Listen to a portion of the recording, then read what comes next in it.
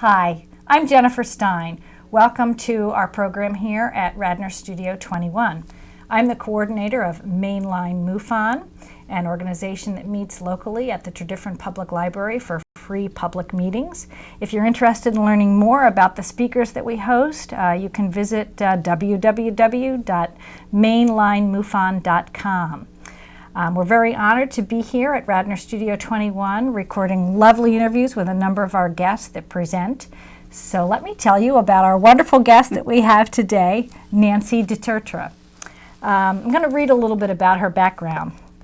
Nancy is an attorney licensed in New York and in New Jersey, and she specialized in security litigation and corporate law.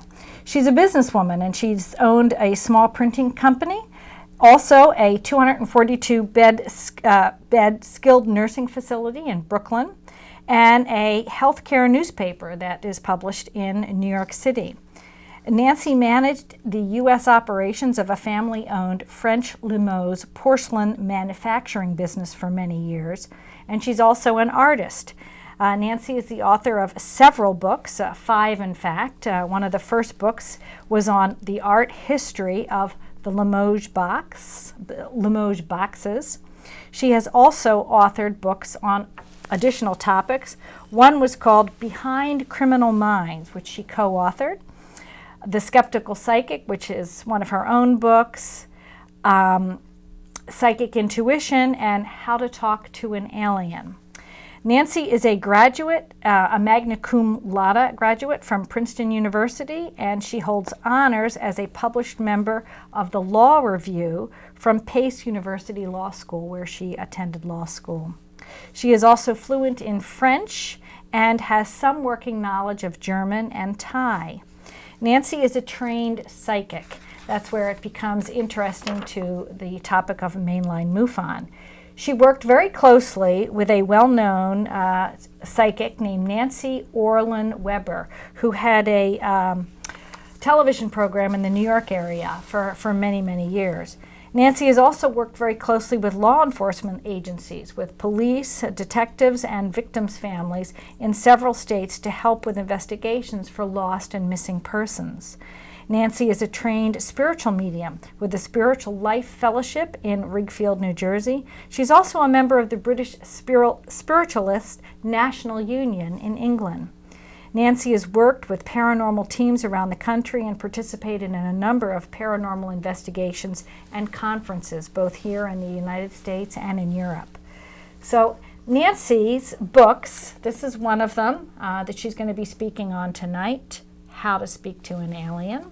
And this is another book, Psychic Intuition. It's just 2 books she happened to have, so I wanted to show them to our audience. Well, thank you so much for coming in from New York today and being with us here at Radnor Studio 21. Thank you very much, Jen. I am so fascinated. The first time I had the pleasure of meeting you, Nancy, you presented for one of the Mutual UFO national conferences in California last year in Los Angeles. Mm-hmm. And I was so impressed, not only with your background, but also the seriousness with which you addressed the whole topic of psychic phenomenon, intuition, accessing information, how that relates in many ways in our life, and how many people block this out. So you come from a very mainstream background. You went to law school, you've run family-owned businesses, you've been involved in many what we would call mainstream businesses, mm-hmm. not necessarily those where you would think that people would access or apply or use psychic intuition. So I'm very curious, just starting at the beginning, where and when in your life did you become aware that this was an important aspect or phenomenon in reality and in your life? I wasn't one of those people who started out psychic. Wasn't a kid seeing dead people, couldn't predict things, wasn't seeing, grandma so-and-so and saying, oh yeah, that's such and such health condition. I didn't have any of that. My family there's nobody psychic in my family. They're all highly academic. They're left-brain people. And so it wasn't part of my, reality at all. And even into my, early adulthood, it wasn't part of my reality. it didn't become a part of my reality until I trained into it. Most people are kind of natural. They're sort of in it and it just happens. I made a very conscious decision to want to learn about psychic ability because I was studying it. I was writing a book on it, which ended up being Psychic Intuition. But so I ended up training for about a decade with, as you mentioned, a very well-known psychic detective, Nancy Owen Weber. And I trained in spiritual mediumship. I trained in medical intuitive work. I'm a trained remote viewer. So I've done a lot of training. And it's only through the training that I slowly began to realize that I could do this. And I also realized that when a lot of psychics talk about, what they see or what they hear or their realities, there's a problem of language. So for people like me, if you say, well, I see a dead person over there, the psychic person may or may not actually see that dead person. An impression may be appearing on their internal mental screen, which in my world was called your imagination, or it was called thinking, but it wasn't called that magical stuff, psychic stuff. And what I learned is to kind of maneuver with the language of the psychic world. So it wasn't quite what I thought, but I've learned a lot about it. So since you have trained yourself into this and you've worked with it now for a good almost 25, 30 years, do you think that anyone can train themselves, or is it a gift we all have? Is it talk to us a little bit about what the process is to train yourself and to open yourself to this ability. So anyone can do it, and I use myself as the perfect example. If somebody as blind and deaf and dumb as I have been in my life can open themselves up to this, to very real tangible things, anybody can do it.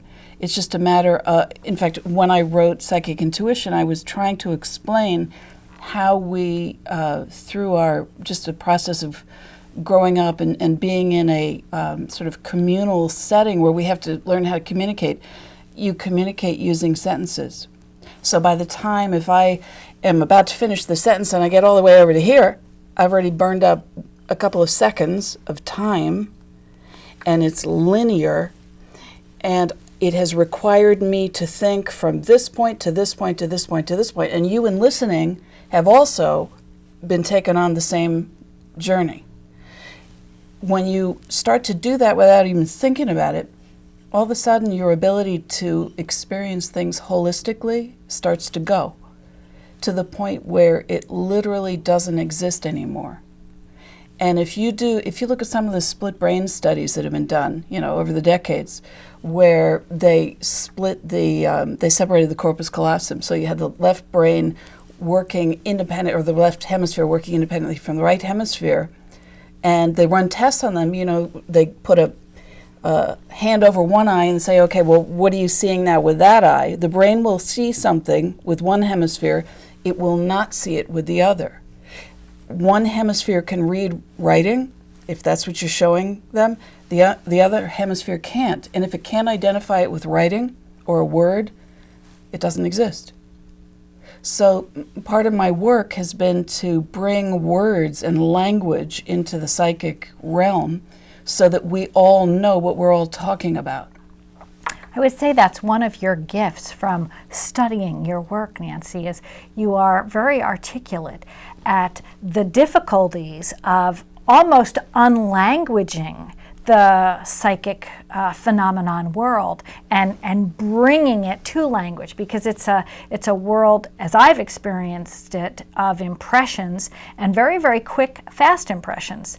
Like you were saying, it's when you try to make a sentence, it's a lot of different thoughts, but often the psychic intuition world is something that comes to you sometimes in a flash or a movie or an image or a feeling or a sensation. So it's a different process. It's almost using a different part of your brain, would you say, when you access information? Well, what's interesting, and you're accessing it with a certain part of your brain, and then you are interpreting it usually with a different part of your brain, and you're remembering this nonsense information with a different part of your brain. So you're using many different skills. So, and then it's trying to put them all together. And that's, I think, what happens to a lot of people is this process breaks down because they don't know how to integrate these different processes. And your writing can lead them to an understanding of how to use these different processes, almost like the right brain or the analytical mind in understanding the psychic information that may come. Yeah. If you know, a lot of people will, you ask them, well, what'd you dream about last night? And a lot of people say, well, I don't dream. And they've done studies. They know that every person dreams. And they're only, I mean, there are percentages of, you know, which people remember how many dreams and, you know, male, female, and who's dreaming in color, who's dreaming black and white and all that. But the point is, if you can learn how to remember your dreams, it's that accessing the memory, going back into nonsense, because dreams a lot of times feel like total nonsense. You have to learn how to think in nonsense and then bring it back and say, oh, that's what that was. Now I remember the image, and what it felt like was a connection to this. And all of a sudden you're making an interpretation, and you're starting to go deeper and deeper back in your dreams. I remember my dreams every night. Wow. And they're useful. They can be. I went through a process for a while where I tried to remember my dreams and write them down right away, so that I could more easily develop a relationship to accessing this information. And it was actually an Edgar Cayce book I wrote that talked about really learning how to get in touch with your subconscious mind. You can do that if you write your dreams down right away. So that's what I was trying to do. And it was a profound period of time in my life. I don't do it all the time, but I do write down prophetic dreams when I have them.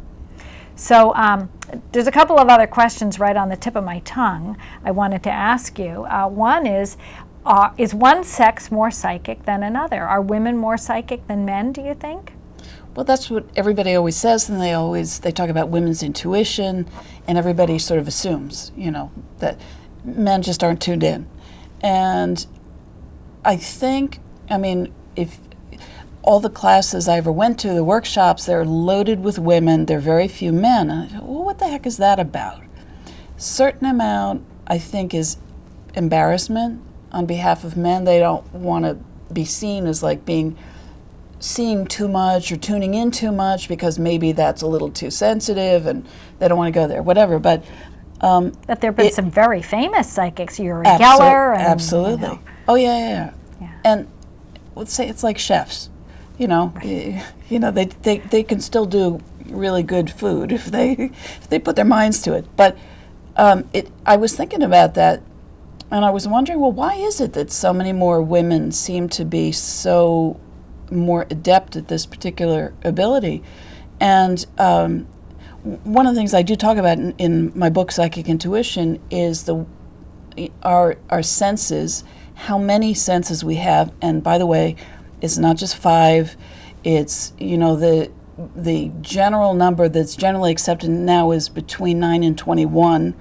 I can easily take you up to 40, and I believe that there are hundreds, and I think they will be identified certainly within the next 10 years. So in looking at the different senses as a way to define what is psychic ability, I started to look at that in terms of men and women.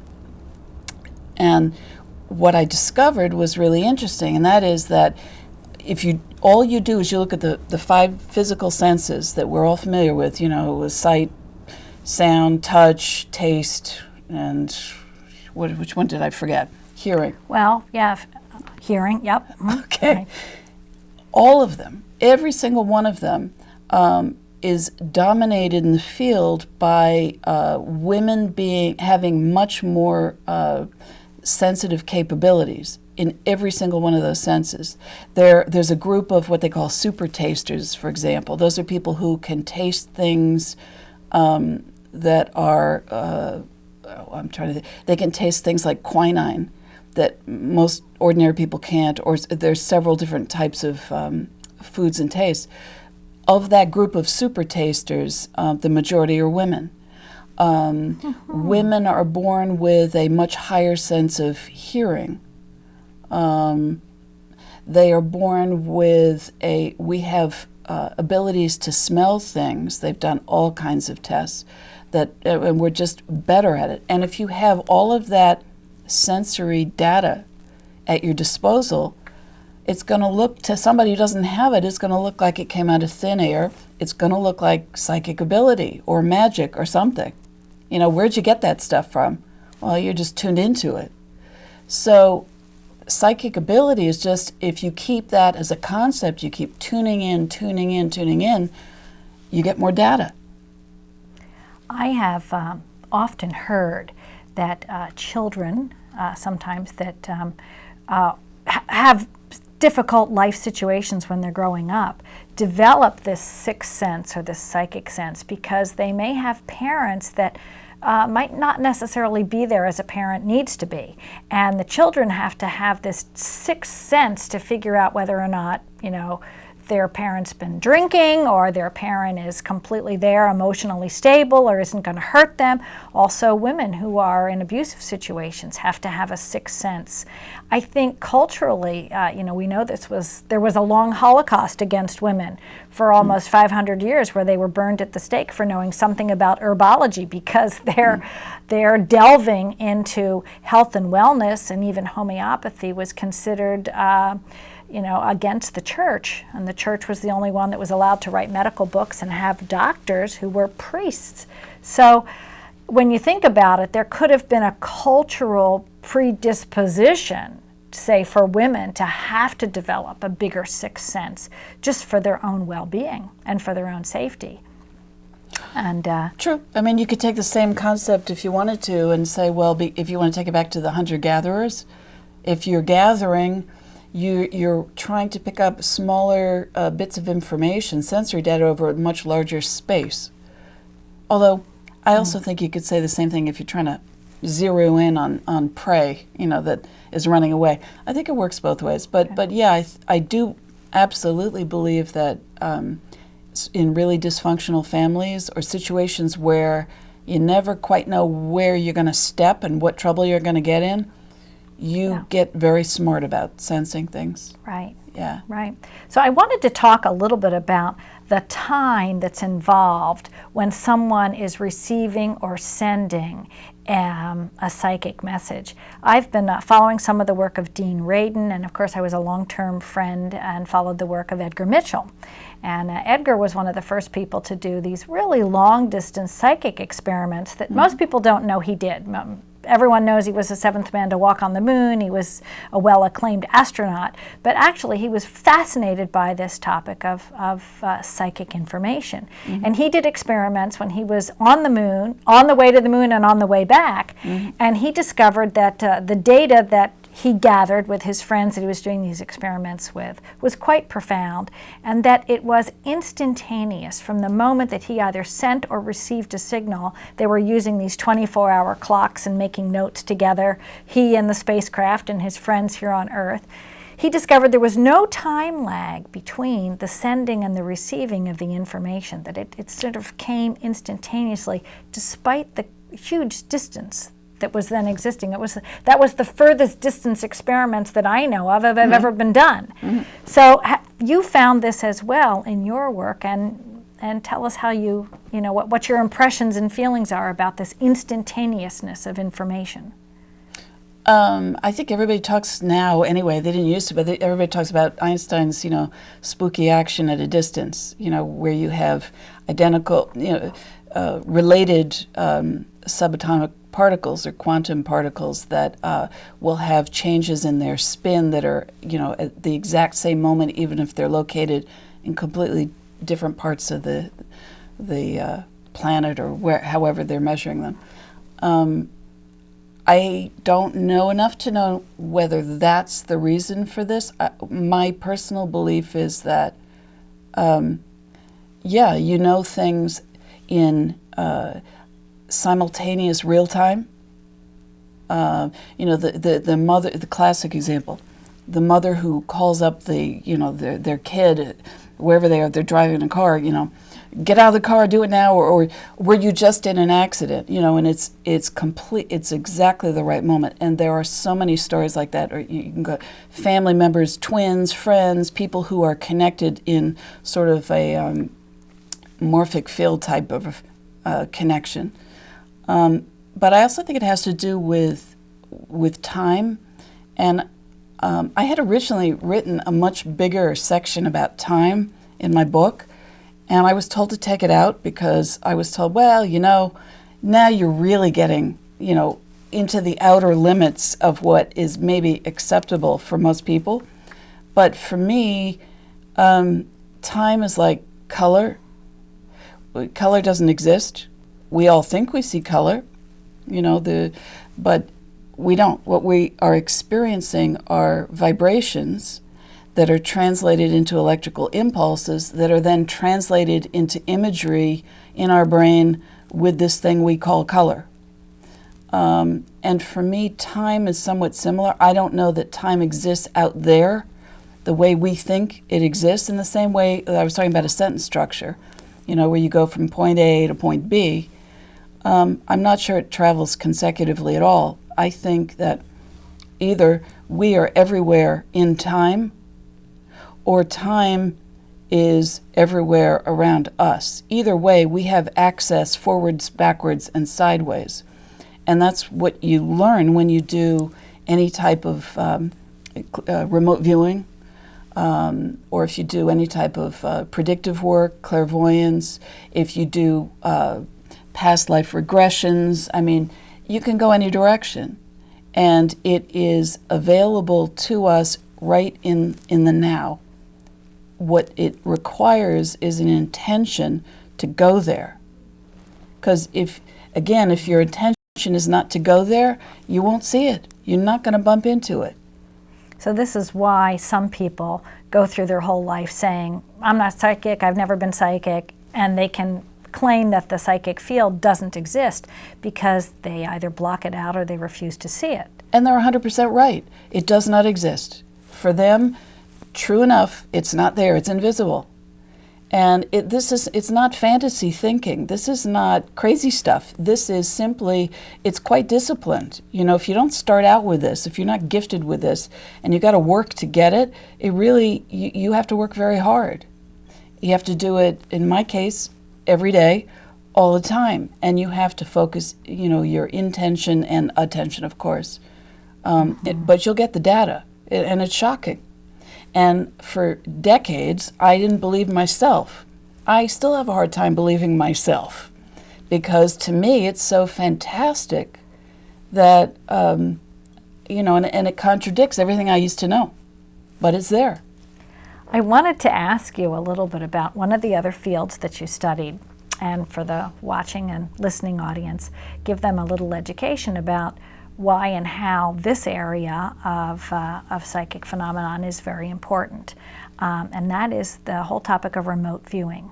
Mm-hmm. So talk a little bit about who you studied with and who uses remote viewing and why is it important? Who uses it? Okay, well, so one of my mentors for psychic detective work, Nancy Orling-Weber. Another of my mentors was Ingo Swann, who is sort of known as the father of remote viewing. He basically created it with Hal Puthoff and Russell Targ when they started doing their studies out at the SRI in 1973, and then created... SRI stands for Stanford Research Institute, yeah. And ended up amazingly being funded by the CIA and all kinds of other military and intelligence organizations to see if this stuff actually worked. And they did that. It was officially funded, I think, through 1994. It's sort of gone privatized, but it's very much used, and it is extremely useful. I mean, I'm a member of several groups that do this, well, other types of remote viewing, and they're getting on average, doing group views that are then averaged out, they're getting hits on usually in the 70% range, 70% accuracy, pretty much all the time. Well, where else are you getting that? You certainly don't get that with educated guesses. You might, but then you might completely bomb out on it. Remote viewing is being used, obviously it was initially espionage, for military applications, for corporate applications. People use it if they want to, whatever reason, they want to gain information. They've lost something, they want to find something. I use it in the psychic detective work that I do. I actually use it in all of my readings, because when I give any type of a reading, I like to do an advanced remote view. And I do that because, again, I have trouble even trusting myself that I could actually do this. It amazes me. So I don't want to be influenced with what your average skeptic would call, cold reading or something like that. You hear their voice, you hear their hesitations, you hear their language, stuff like that.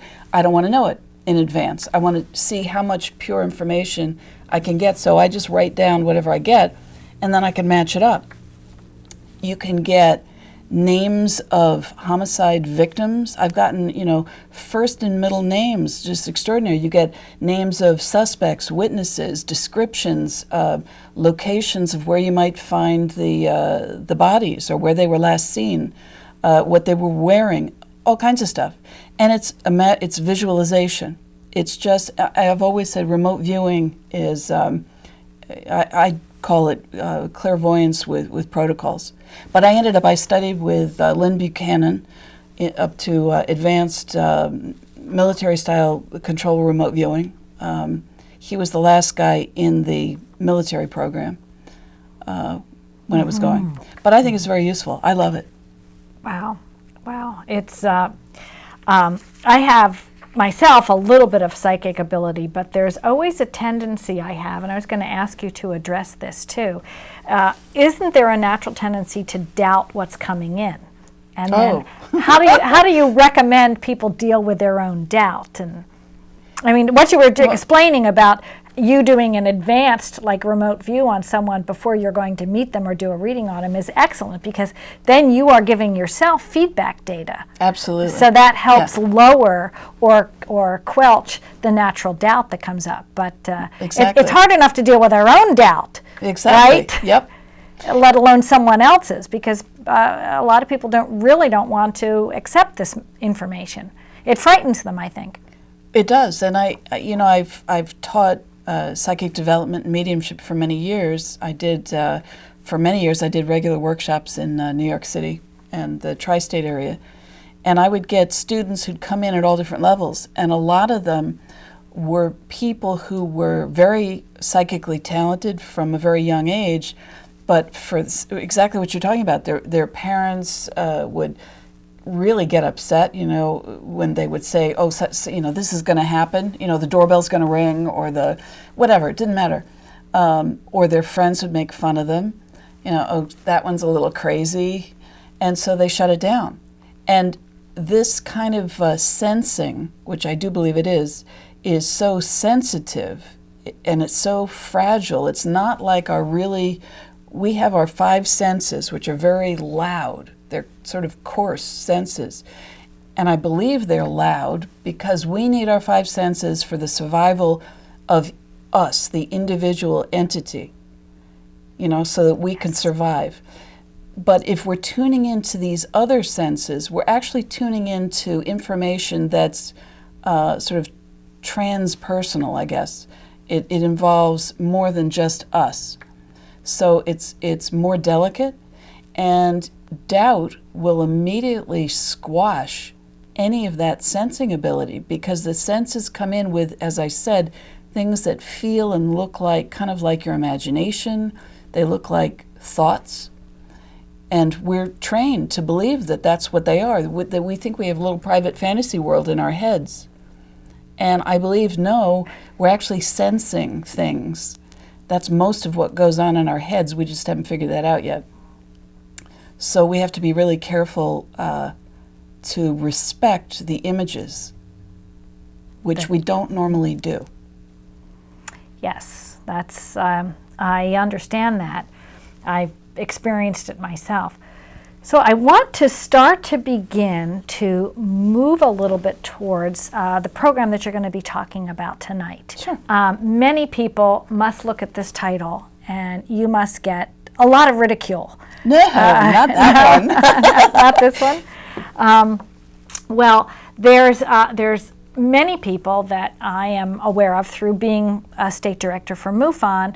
We take reports from people who have encounters, and many people who see unusual things in the sky sometimes get a sense that there is almost like a psychic communication that's going on, or they're guided to look up in the sky, then they see something and they can't believe it, and then they even say, oh, I need to see that again, or come back, or something, and then whatever happens repeats itself. Right. So is there, or do you think that, or just discuss with me, what is the relationship, do you think, between our intelligence and the potential ability to communicate with other intelligences, and are we alone in the universe, and how does that relate to your book? And Yikes. Okay. well, it's a lot, wherever you want to jump in. All right, so first thing you said, you must get a lot of ridicule on this.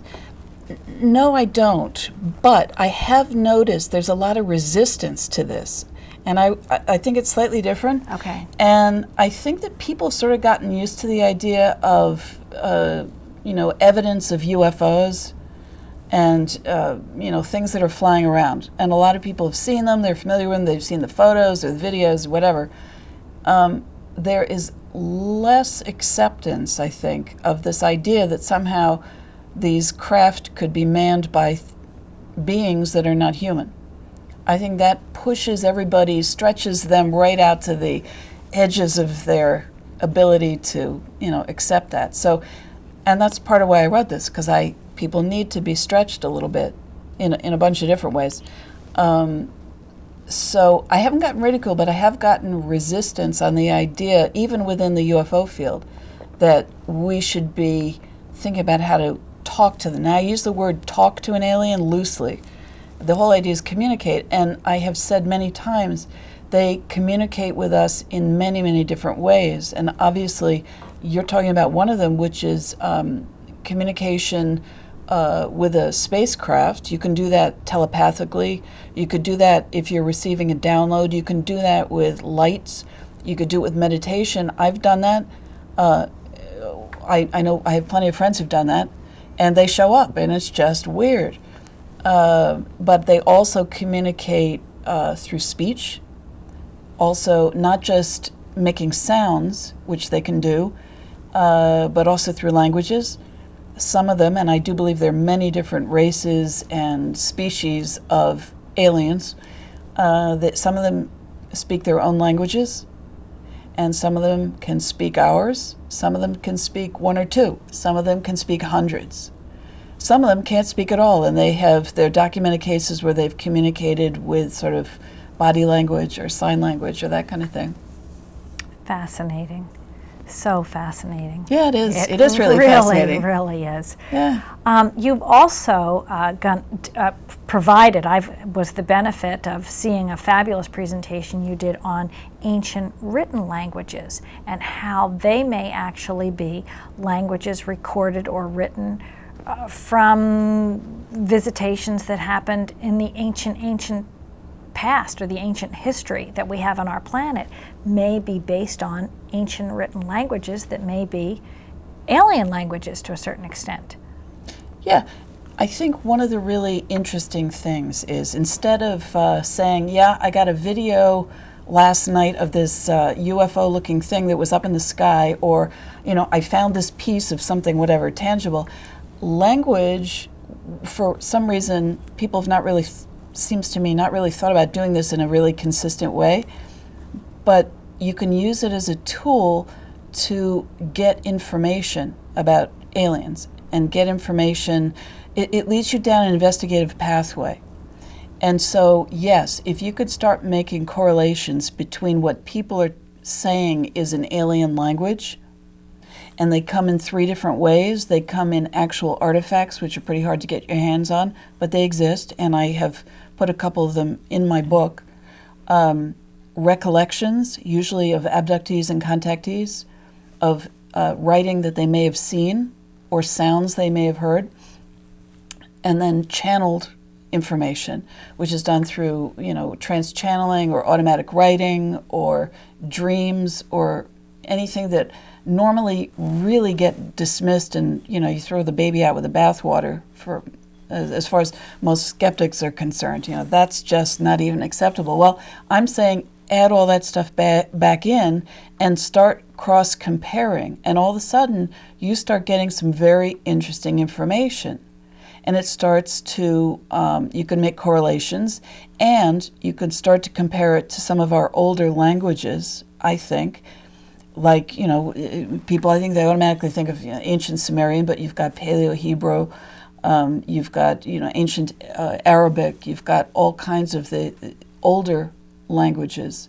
And if there are linguistic connections, to me, that suggests usually, it's one of 2 things. Either they've been here and they may have spoken our language, or they may have given us our language, and then maybe they took off for a while.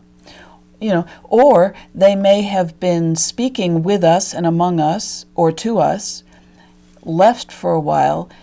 We developed our language a little bit differently from the way they developed their language. And then we see again that there's similarities but not identical correlations. One of my favorite things is there's a place called Pitcairn Island, which is this little place which is off near Easter Island, out in the Pacific.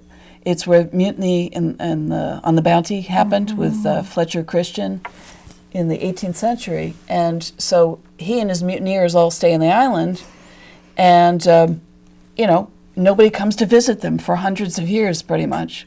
If you go there today, they're still speaking Elizabethan English. Meanwhile, we've moved on. Same thing has happened between America and England. We speak older versions of Old English. The English moved on. Same thing could have happened between planet Earth and a bunch of aliens who went off Earth for a while. So linguistically, you can trace all kinds of connections. It's a fascinating field in itself, just language and writing and linguistics. It's really, what you're saying is true. You can trace the history through the language sometimes. Yeah, exactly. Yeah, I have a good friend, Gregory Guy, who is a professor of language, and he traces the early slave history in South America with the development of different dialects of Spanish and Portuguese. So I wanted to talk a little bit about lucid dreaming and whether or not that's a way or an aspect of tuning in to psychic information. Do you think it is? And is there something we can do to make ourselves more open to experiencing lucid dreaming? Okay, so let me give you 2 examples. I have been a lucid dreamer since I was a little kid. I can remember the first lucid dream I ever had. I was about 7 or 8. At any rate, I'll give you 2 examples and why I think they're useful and they're important and we gotta learn how to do it. First one is, this happened, must have been about, 8 years ago. I was in the middle of an extremely boring dream. I was picking up my daughter at a soccer game at a neighboring school. So I was driving, and I get to the school, and I find my daughter and say, okay, let's go now. And we're about ready to leave the room, and all of a sudden, the door opened. And I'm thinking, I normally know I can control my dreams. I know what's going to happen, who's going to be in the dream pretty much. You just feel it. I was not expecting this. The door opens, and it was my Swedish grandfather on my mother's side. And he sort of shuffled in. He passed away many, many years ago. We used to call him Puff. And I said, Puff, what are you doing here? And he said, well, Nancy, I want to show you something. It's very important. And I said, okay. And he opened up this giant medical book. It was like a tome, and he opens it up. He says, here. and I can see that they're medical illustrations of they're sort of ophthalmology, and there's text. And I said, Puff, I can't read this. I'm in a dream. I can't read can't read writing in a dream. He said, okay, well, you need to go get your eyes checked.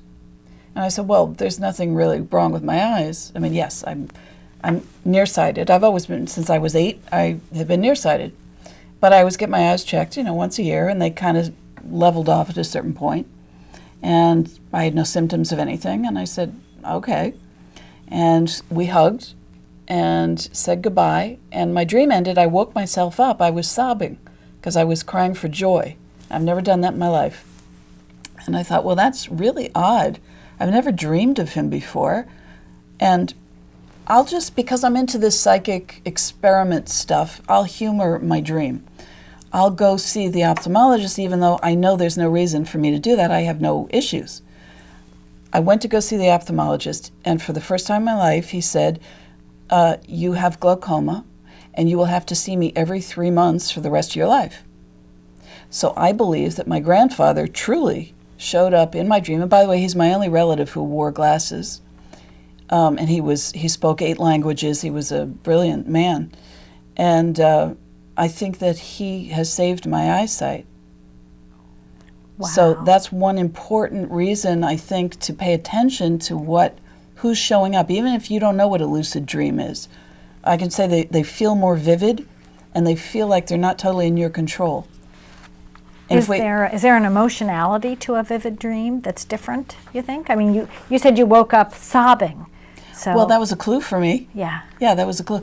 If we have time, do we have time? I'll tell you one more. Yeah, we All do, we do. Okay. Lucid dream about aliens, because we're talking about aliens. All right. Now, ordinarily I would say, oh, a dream is just a dream. Don't be silly. Okay, well, this was clearly a lucid dream because it didn't feel like a normal dream. I'm in my car, and I'm going over to pick up a friend of mine, a neighbor. And so I'm about 5 blocks from my house, and I'm waiting in my little car, which is a hybrid, and I'm in the driver's seat, and the door opens, and my friend does not get in the car, but a sort of reptilian alien gets in my car. And I'm thinking, oh no, this cannot be good.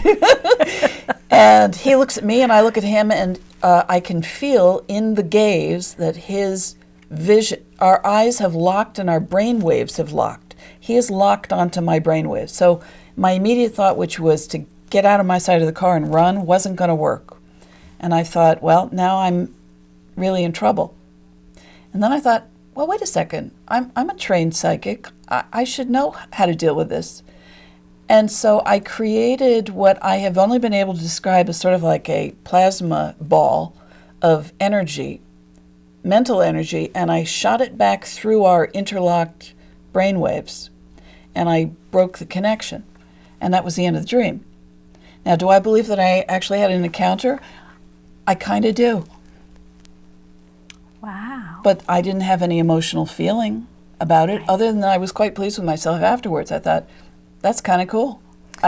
And that actually got me on the track of wanting to talk to abductees who were frightened, because I think most of them feel helpless and out of control, and they feel, the thing that most people say as well, the aliens are so much more intelligent than we are. They can do anything. Yes, I think they have mind control capabilities, but we are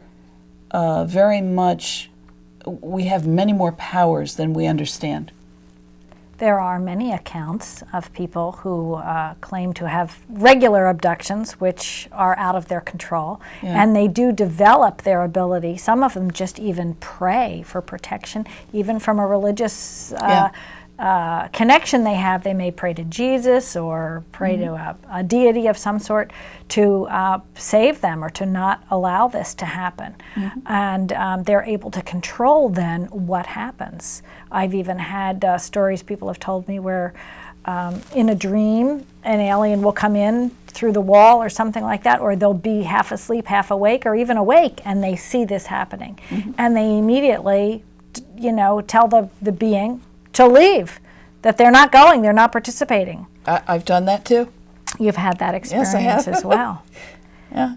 So I would imagine that it's something we just need to develop more, and we need to learn to trust these impressions, these instincts, and these abilities that we have, and then use them, or like exercise them, sort of like a muscle maybe. Yeah. Yeah, I think that's really important. So this is all about opening yourself up to the possibility of a very different reality from what you think you know and from what you think you see and experience. And then the discipline of sort of strengthening that muscle. Right, right. And then also being prepared for what happens, like looking at life as a big experiment and not being afraid of what happens. I once had an unusual experience. I don't know if you call it psychic or not, but I was editing film in an old-fashioned way where I had a little camera and a VCR, and I had to move forward and backwards on the camera to find the footage I was looking for before I was going to record it then onto the VCR. And I was spending too long of time looking for footage, but if I put the camera and fast forward, I could zip faster, but then I was afraid I would miss what was in the footage, and I was trying to actually go faster than just the forward play or the fast play on the camera. So I put the camera in fast forward, and I gave myself the intuition or the thought or the question to say, I wonder if I touch the camera, if I can see all these images in fast forward as it plays, if I can psychically pick them up and see them. And sure enough, I put my hand on the camera, and these images flooded my mind. It was way too much information for my body to process. It was almost like I was being electrically shocked by the camera. And it was all I could do to pull my hand away from the camera. Yeah. But that was a real learning experience for me. Like, wow. I gave myself the question, could I do this? I left myself open for the potential that I could. I obviously could. Now the question is, do I want to? And the answer is no. It's just not comfortable. Mentally, it was just too difficult. That's very similar to what people say about downloads from some other source. It's like too much information. It's just way too much to handle. By the way we think, for just sitting here, your conscious awareness can only be aware of a few things at a time. So every second you're receiving 11 million bits of sensory information. You're only consciously aware of somewhere between 16 and 40. So probably you're not aware of how your hands feel touching the wood of the table or your chair that you're sitting in. Or if you're thinking about this now, all of a sudden, you can't really think about how the chair feels because we have to do it consecutively. And when you do that, so when you're receiving a ton of information like that, that's downloading very, very fast into too small of a conscious awareness unit, it becomes really difficult to distinguish those little separations. Do you think there are certain cultures that lend themselves more towards accepting or working with psychic information, like maybe an Indian culture as opposed to the United States, where we just might not be as culturally attuned to this? Oh yeah, because we're like the left brain gone crazy over here. I mean, yes, absolutely. I would have said the Indian culture for sure. Even, I mean, a lot of the Asian cultures, they're very tuned into, especially paranormal stuff. South American, Central American, yes, they're very tuned in. All I know is that, I mean, most of my life I sort of dismissed all of those people as, well, they're primitive thinkers, it's old-fashioned, they're superstitious. I mean, there are a million ways that you can dismiss their things as thinking that they're nothing but belief systems. They're very, it's like on the razor's edge of belief. Reality and belief get really close. And that's sort of been my exploration and my journey has been to figure out, where's that boundary? Where's that line? Right, right.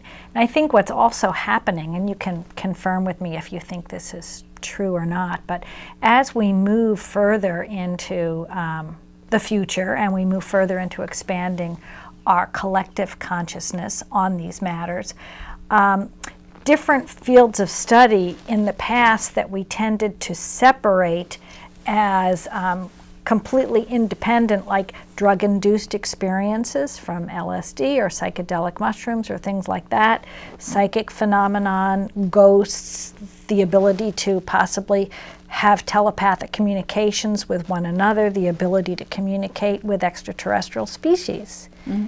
Do you think that these areas are beginning to merge and overlap, that one area of study is beginning to recognize the similarity of other areas of study? Yeah, I'm going to just take one of those out of the equation. Okay, okay. I'm going to take drugs out of the equation just because, you know, I know a lot of people. Yeah, you can't trust what you are then thinking that you're experiencing. Because of the catalyst. Exactly. So I would just take that out because I think it's just different. And for me personally, there's so much to be explored. I mean, you don't need that anyway. But yeah, all of this stuff is very much related. I had no idea that it was related. When I went into, you know, from being an attorney and a business person into the psychic world, yeah, I thought, oh, well, that's this little separate thing. It's not related to paranormal stuff. That's just, you know, ghosts. That's something different and weird. Then I discovered, no, you tune in as a psychic. And then I thought, well, none of that's related to the UFO field. And now I am very much aware that, for example, people have had contact experiences. They're having all kinds of paranormal stuff. Plus, their psychic abilities are enhanced. So it's like hand in glove, all this stuff. I just came at it completely the wrong way, but it works. I'm now right on the edge of somebody has me just about believing in the relationship between ufology and Bigfoot. Now, had you asked me that a year ago, I would have said, are you kidding me? That's beyond ridiculous. But every time I get to a point where I think I understand something, I realize I don't. Because apparently they are quite connected. And it goes on and on and on. Isn't it fascinating? It's totally fascinating. I know. So for the listening audience who is new to this topic, because many people are, and especially this area of the main line in Philadelphia, it's a fairly conservative area, and you know, some people are, they may have synchronistic experiences or occasionally a psychic experience here or there. How would you recommend they begin to pay attention to those things or allow those things to filter in and play with those things in their life? Is that something you would recommend them to do if they want to understand this better? It's starting to recognize what's already there in your life. Yeah, and I think, well, in my book, Psychic Intuition, at the end of every chapter, I give a very simple little exercise that everybody can do, and you can do it, and nobody else has to know that you're doing it, so the humiliation factor's out. You don't have to worry about that. But they can be as simple as literally reminding yourself, and again, it's that focus and attention.